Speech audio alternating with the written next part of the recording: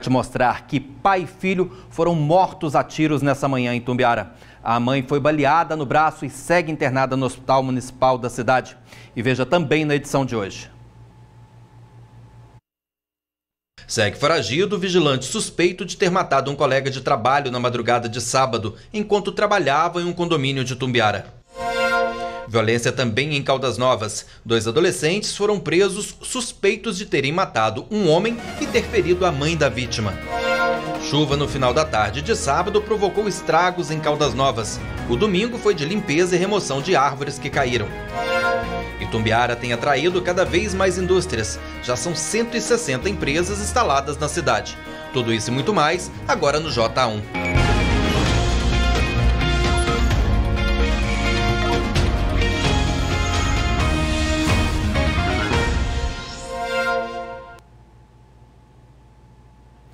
Bom dia, agora 11 horas e 58 minutinhos.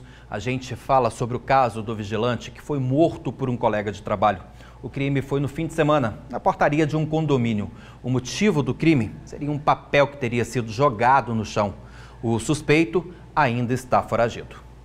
A justiça decretou a prisão preventiva do suspeito de ter matado o colega de trabalho depois de uma discussão por causa de um papel jogado no chão. O corpo de Guilherme Alves Pereira foi enterrado no domingo em Itumbiara. No velório, a família ainda estava assustada com o crime. Guilherme Alves Pereira trabalhava na portaria desse condomínio em Itumbiara. Na madrugada de sábado, teria discutido com o segurança Wallace Gomes de Lima. Ele ainda mandou uma mensagem de áudio para um parente, dizendo ter sido ameaçado. Faz só um favorzinho aqui pra mim, parceiro. 6 horas você encosta aqui no serviço fazendo favor. Que se acontecer alguma aqui, ó. O cara tá me ameaçando aqui. Vai acontecer, mas se acontecer alguma coisa comigo, é um gordinho que trampa aqui, ó. O motivo da discussão seria um pedaço de papel jogado no chão. Segundo a polícia, o segurança teria sacado a arma e disparado contra a cabeça de Guilherme. O autor ainda teria atirado outras 2 vezes. Depois do crime, ele fugiu. Wallace Gomes de Lima continua foragido.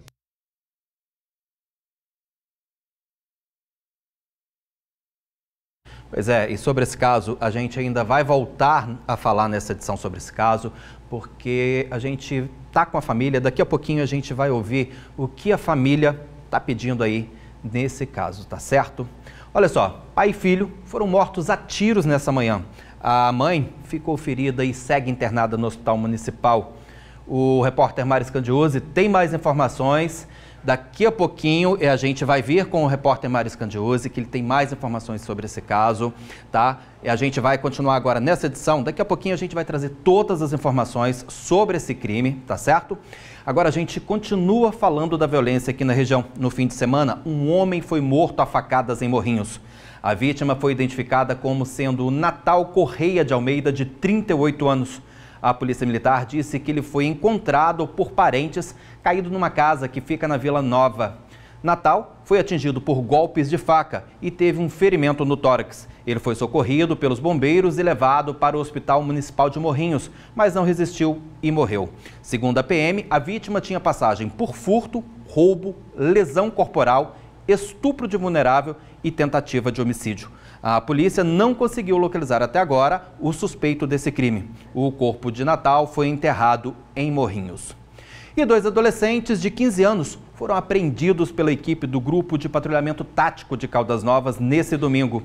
Eles são suspeitos de matar a tiros um homem e ferir uma mulher durante a madrugada no setor Chácaras Itapema. A dupla é suspeita de ter efetuado vários disparos contra Genival de Alencar Coelho, de 23 anos, que morreu no local, e de ter ferido a mãe de Genival com um tiro no braço. A mulher foi socorrida e levada para a UPA de Caldas Novas e passa bem. Segundo a família do rapaz morto, os criminosos chegaram e chamaram por uma pessoa que mora na casa. Genival e a mãe então saíram para atender e foram recebidos a tiros. Na fuga, os menores deixaram um telefone celular cair, que foi usado pela polícia para localizar os suspeitos. Ao serem detidos, os menores confessaram que também praticavam outros crimes pela cidade, como roubo de carros a mando de uma organização criminosa. Eles foram apreendidos e encaminhados para a delegacia de Caldas. E muita gente aproveitou o feriadão, mudando de assunto, prolongado, para viajar. As rodovias federais que cortam o estado ficaram movimentadas nesse domingo. Muita gente voltando para casa ao mesmo tempo, o que aumentou o risco de acidentes. A polícia rodoviária ficou de olho e com radares ligados. Na volta para casa, depois do feriadão, as estradas estavam bastante movimentadas. O fluxo de carros aumentou 60% nas rodovias federais que cortam Anápolis. E muitos motoristas fizeram como o seu Orlando, que tirou o pé do acelerador e manteve a atenção para garantir a segurança durante a viagem. Mantém a velocidade dentro das placas que exigem e não bebo, cinto de segurança. Eu já perdi 2 irmãos em acidente de carro e gosto muito de automóvel, faço tudo para que não aconteça acidente. E para garantir a segurança dos viajantes, a PRF montou a Operação Radar, com radares móveis em diversos pontos das rodovias. 3 horas de fiscalização. Mas a falta de atenção de um motorista de ônibus na BR-060 quase acabou em acidente grave. Nossa equipe flagrou o momento em que um condutor do caminhão teve que jogar o veículo para o acostamento para evitar uma batida. Mesmo com um susto, ninguém se feriu. Apesar do fluxo intenso aqui na BR-060, os trechos mais preocupantes são da BR-153, sentido norte do estado, e da 414, que é o caminho de quem está voltando de cidades turísticas como Pirenópolis e Corumbá de Goiás. Essas são rodovias de pista simples e as ultrapassagens em locais proibidos são as principais causas de acidentes. Nas pistas duplas a gente tem um grande problema da saída de pista, onde o pessoal abusa da velocidade. Nos trechos da 414 e da 153 são as colisões frontais, O pessoal desobedece a sinalização, faz uma ultrapassagem onde não pode e onde desses acidentes de maior gravidade. O bom mesmo é seguir o exemplo do seu Orlando. Sendo feriado ou não, pisou na rodovia, é cuidado dobrado. Cuidar de fazer tudo dentro da lei. Divulgar ainda hoje o balanço desse feriadão aí. Então a gente com certeza no JA2 traz toda a cobertura para você, tá? E ainda falando de acidente, um motociclista ficou ferido num acidente no bairro Nossa Senhora da Saúde, aqui em Tumbiara. O acidente foi no início da noite de ontem na Avenida Rio de Janeiro, na saída para Buriti Alegre. A moto teria batido na lateral desse carro que você vê aí. Testemunhas contaram que a motorista do carro fugiu do local. O motociclista foi socorrido por uma equipe do SAMU e levado para o Hospital Municipal de Itumbiara. Ele foi atendido e transferido para o Hugo, na capital. A unidade não informou o estado de saúde do motociclista. E agora a gente faz a nossa primeira pausa, intervalo, e na volta nós vamos mostrar que a chuva causou estragos em Caldas Novas. Agora 12h e 5 minutinhos, é num instante só.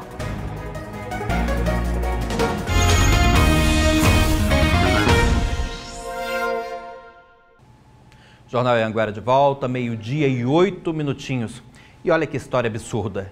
Uma jovem de Água Limpa denuncia que médicos do Hugo deixaram uma broca no braço dela. Há 3 meses, ela quebrou o cotovelo e precisou fazer uma cirurgia para colocar pinos no local. Para a família, houve negligência médica.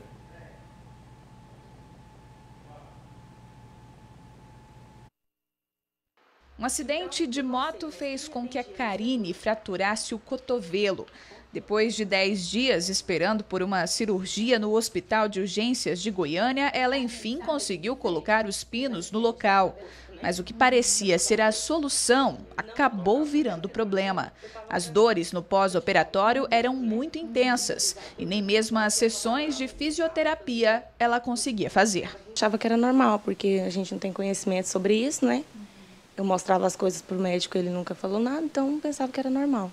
Quando você questionava o médico sobre essas dores frequentes, o que ele dizia para você? Que era normal, que era passageiro, normal. Na semana passada, um outro problema surgiu. Um corpo estranho, pontiagudo, apareceu no braço dela. E foi aparecendo um carocinho no braço, foi aparecendo algumas coisas. E eu percebi que não estava normal, que tinha alguma coisa de errado. E foi aí que ela decidiu procurar um outro médico em Caldas Novas e fazer um raio-x. O resultado do exame mostrou que ela tinha uma broca de aproximadamente 5 centímetros na área onde foi feita a cirurgia. No mesmo dia eu fui no médico à noite e ele falou para mim que era um resíduo mesmo de cirurgia e perguntou se eu queria tirar. E eu falei, quero tirar.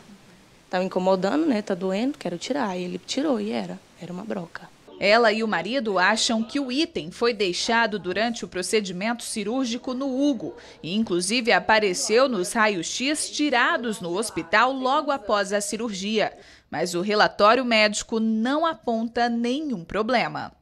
Para a família, não há dúvidas de que houve uma negligência médica. E por isso, eles pretendem agora mover uma ação na justiça contra o hospital. Negligência e imprudência, a gente vai mover a ação contra o Estado, porque tanto o hospital quanto o Estado tem que ser responsabilizado e indenizar ela quanto um erro médico tão grosseiro desse.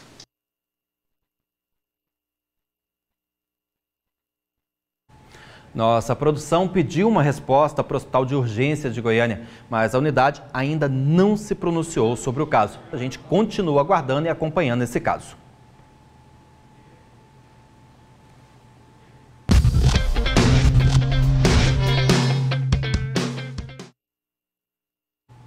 Rodou a vinheta, você já sabe, é hora do QVT, da sua participação aqui pelo QVT. E a gente começa com a bronca de um morador de Goiatuba sobre a falta de iluminação numa rua do centro da cidade. O Ademar Guimarães mandou um vídeo pra gente mostrando a escuridão na rua Maranhão. Segundo ele, são 2 quarteirões que estão aí sem iluminação. Vamos ver. Estamos aqui na rua Maranhão. Olha a escuridão. Olha aí, 2 quarteirões inteirinho, tudo apagado. Tem cabimento? Ademar, a Prefeitura de Goiatuba informou que uma equipe do Departamento de Iluminação Pública vai até o local para verificar o problema e tomar as medidas necessárias. Só lembrando que esse tipo de reclamação deve ser feito pelo telefone 3495-0050. E seguindo em frente com o QVT, no fim de semana, a rodoviária de Itumbiara ficou alagada com a chuva. Vamos ver as imagens aí. O telespectador, que não quis ser identificado, gravou esse vídeo pra gente. Segundo ele, sempre que chove forte, o saguão do terminal rodoviário fica assim, completamente inundado. A água estava saindo dessa calha de encanação. Repare que a lanchonete ficou toda cheia de água. A administração do terminal rodoviário de Itumbiara informou que a água já foi retirada do saguão e que uma obra deve ser feita nos próximos dias para evitar vazamento de água da chuva. Mais um intervalo aqui no Jornal Anhanguera. Na volta nós vamos mostrar que a chuva causou estragos lá em Caldas Novas e a gente também vai falar sobre o caso de pai e filho que foram assassinados hoje de manhã aqui em Itumbiara. Agora, 12h13. A gente volta rapidinho.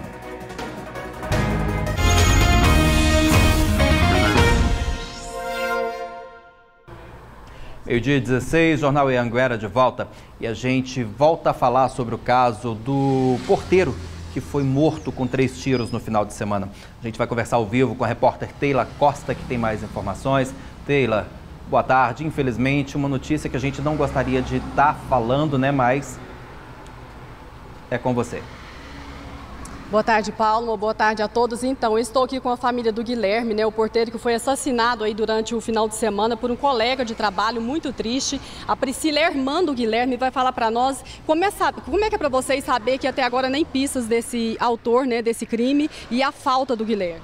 Sim, é muito difícil, é doloroso. A gente espera que o mais rápido possível isso possa acabar, que ele possa ser encontrado. E a gente espera que o entendimento, né, a compreensão de como se contratam vigias hoje em dia, que tem o porte de armas, né, para caso do meu irmão a gente não tem mais o que fazer, mas e dos demais que continuam trabalhando nesses cargos? Até quando a gente tem que continuar perdendo vidas? Priscila, e você estava me contando que tinha 3 anos que você não viu o Guilherme, que há 2 semanas você veio visitar a família, foi como uma despedida para você. Foi tudo muito lindo, graças a Deus tive a oportunidade de ver que ele continua como ele sempre foi, carinhoso, amoroso, brincalhão e que encantava sempre a família dele e todos os demais. Agora, Paulo, a gente está aqui também com o Ricardo, que ele mora na mesma casa que o Guilherme morava, né? Ricardo, é você que recebeu aquela mensagem? Sim, o áudio que ele enviou foi para mim.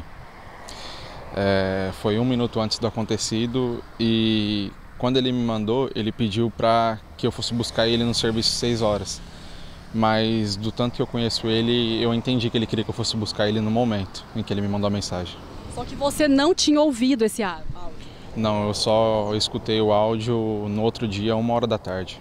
Você estava dormindo no momento que ele te enviou esse áudio? Eu estava dormindo. Você que conhecia bem o Guilherme, o que você acha? A atitude dele naquele momento, o que poderia ter acontecido? Você acredita em alguma discussão? O que você acredita? Eu imagino que eles possam ter tido uma desavença, uma discussão lá no momento, mas nada muito... Sabe, não tem motivo, não tem nada aparente.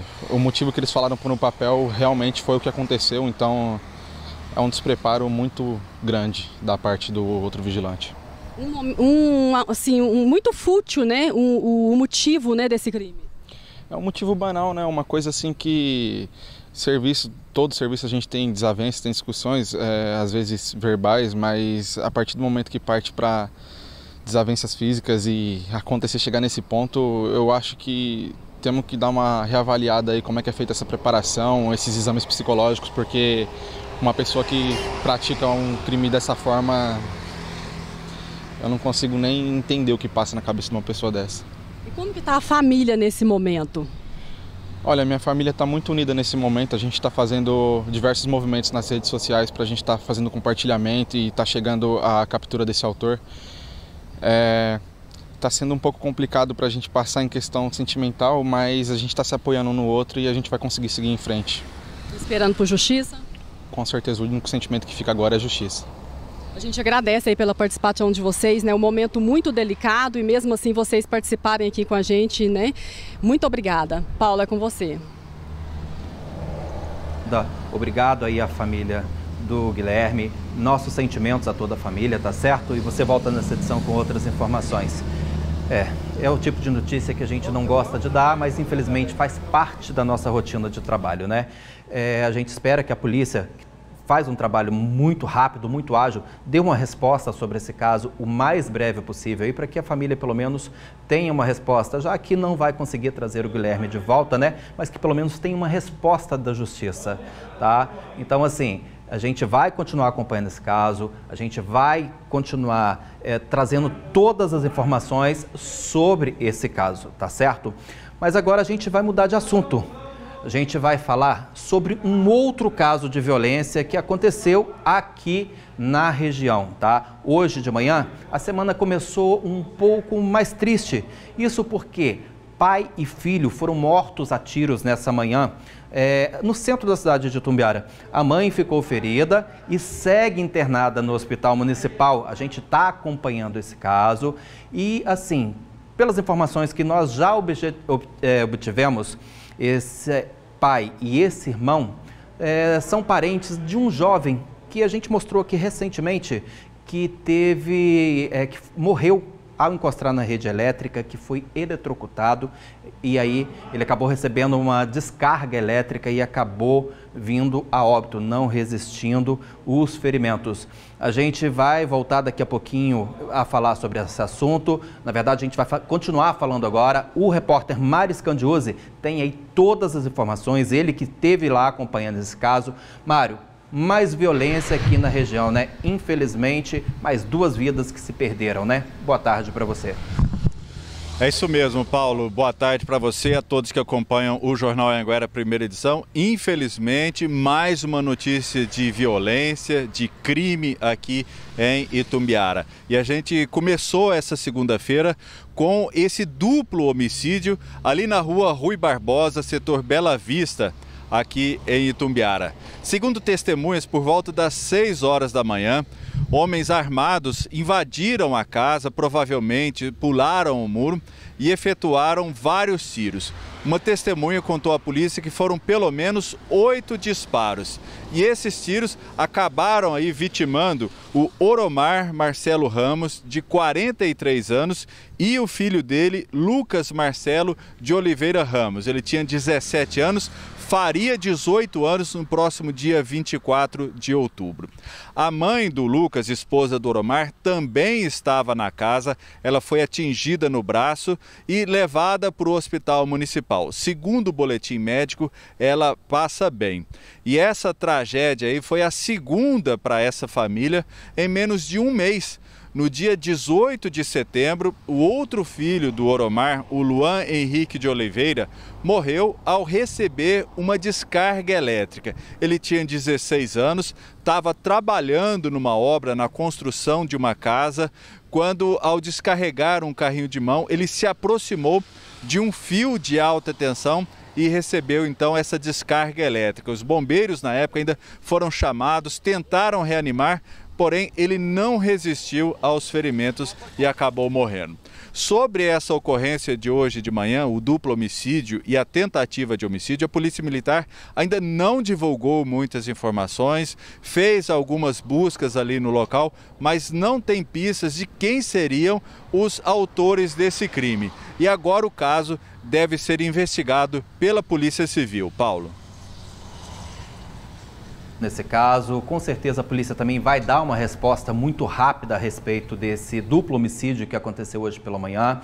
Obrigado pelas suas informações, tá certo? Uma boa tarde para você. Pois é, a gente vai com certeza acompanhar esse caso e no J2 a gente já vai ter mais novidades, tá? Última pausa aqui no J1. Na volta, nós vamos te mostrar que Itumbiara tem se destacado no sul do estado por atrair um grande volume de indústrias. São já 160 instaladas e funcionando na cidade. Agora, meio-dia 24, é num instante só.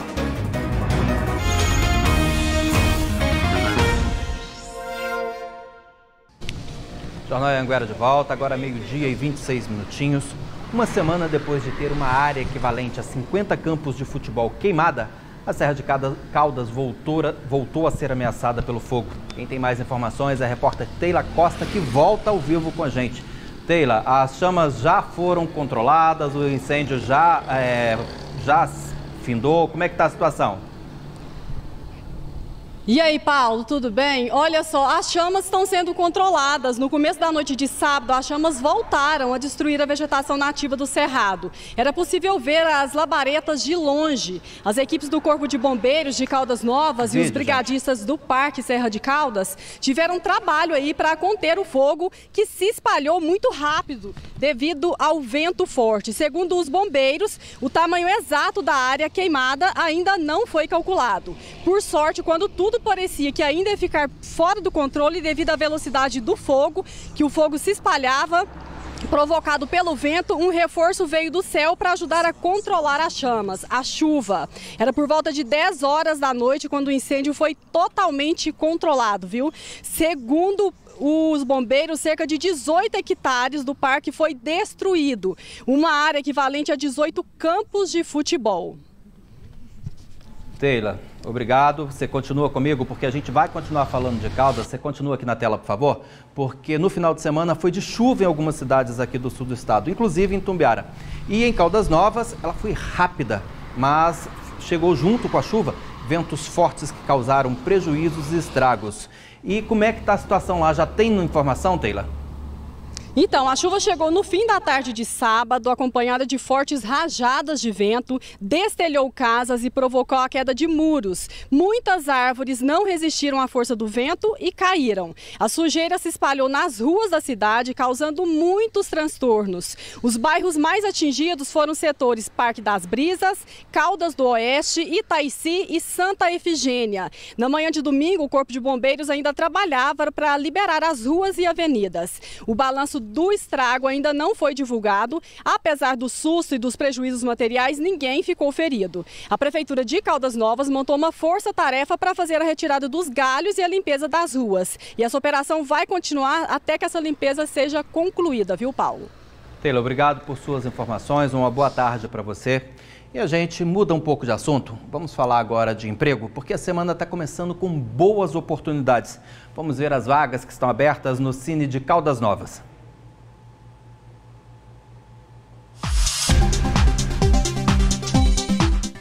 Ajudante de serralheiro, animador de eventos, atendente balconista, atendente de bar, atendente de portaria de hotel, auxiliar de estoque, auxiliar de expedição, auxiliar de manutenção predial, consultor de vendas, costureira, estoquista, mecânico de automóveis, oficial de serviços gerais, padeiro, confeiteiro, serralheiro, sushimê, tapeceiro, vendedor de serviços e vendedor interno. O Cine de Caldas Novas fica no Poupa Tempo. E tem mais emprego para essa segunda-feira aqui na região. Vamos ver as vagas que estão disponíveis no Cine de Morrinhos.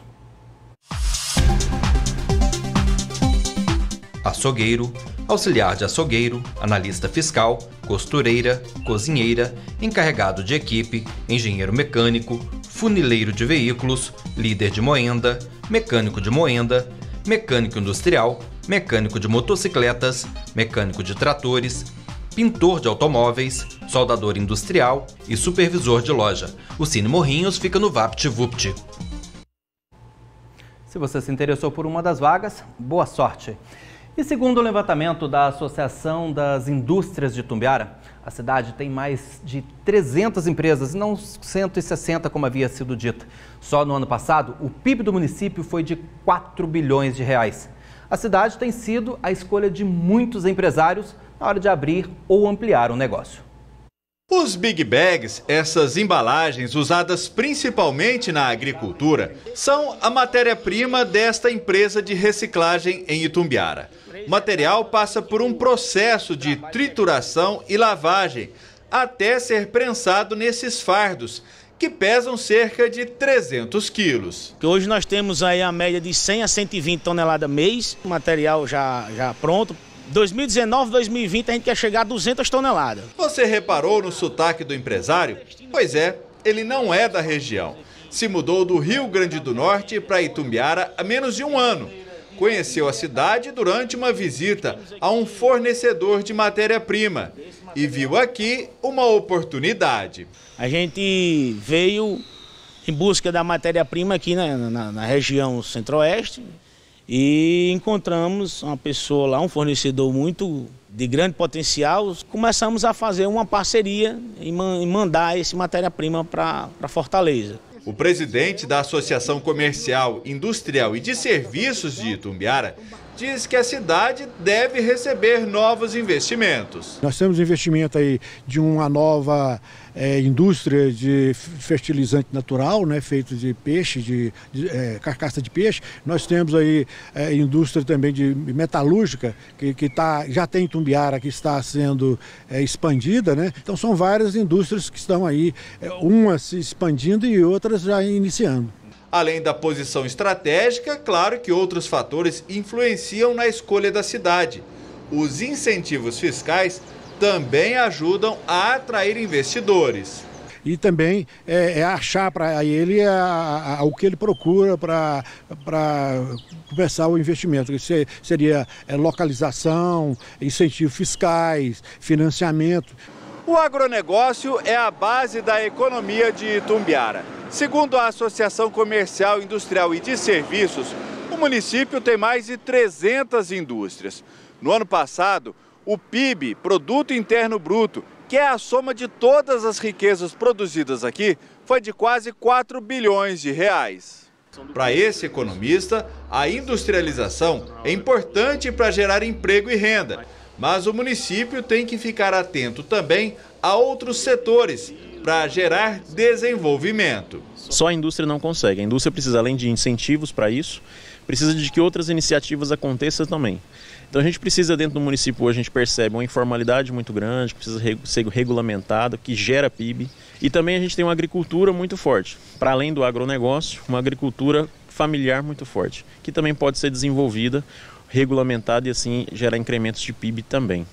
E o empresário que trocou o Rio Grande do Norte por Itumbiara que o diga. Além dos fatores econômicos, a cidade tem ainda outros atrativos. Itumbiara seria, para nosso segmento, bastante viável em todos os sentidos, né? Uma vez que nós estamos centralizados no meio num raio de 1.000 quilômetros. Então, isso nos ajuda bastante na logística, tanto de coleta do material, como na desalvação do material pronto. Que continue crescendo e se desenvolvendo cada vez mais, né? E assim o J1 chega ao fim. Eu e você temos um novo encontro amanhã. Agora eu te deixo com o Globo Esporte. Logo mais à noite tem mais informações do estado e da região no JA2. Você fica com imagens de Bom Jesus. Uma boa tarde, até amanhã.